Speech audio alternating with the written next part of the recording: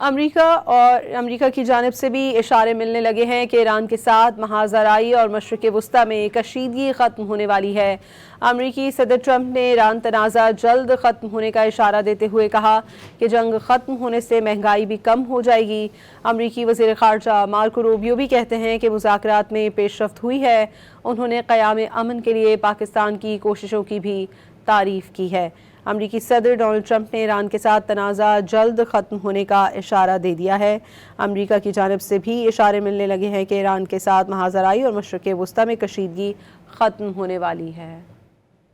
امریکی صدر Donald Trump نے ایران کے ساتھ تنازع جلد ختم ہونے کا اشارہ دے دیا۔ نیو یارک میں ریلی سے خطاب کے دوران کہا کہ ایران جنگ جلد ختم ہو جائے گی اور ایران کبھی بھی جوہری ہتھیار ہرگز حاصل نہیں کر سکے گا۔ ٹرمپ نے ایک بار پھر دعویٰ کیا کہ ایرانی رہنما مارے جا چکے، ایرانی فوج اور بحریہ ختم کر دی۔ صدر ٹرمپ نے جنگ خاتمے کے بعد مہنگائی میں کمی کا بھی امکان ظاہر کر دیا۔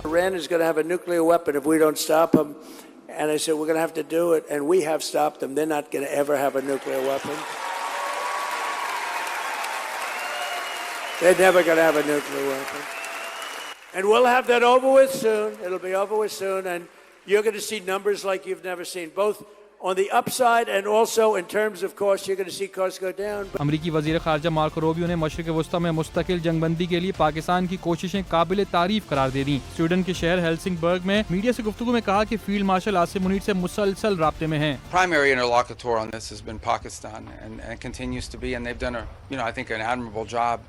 And that's what we continue to work through. Obviously, other countries, have interests because, especially Gulf countries that are, in the middle of all this, may have their own situation going on. We talk to all of them, but I would just say that the primary country we've been working with on all of this is Pakistan, and that remains the case.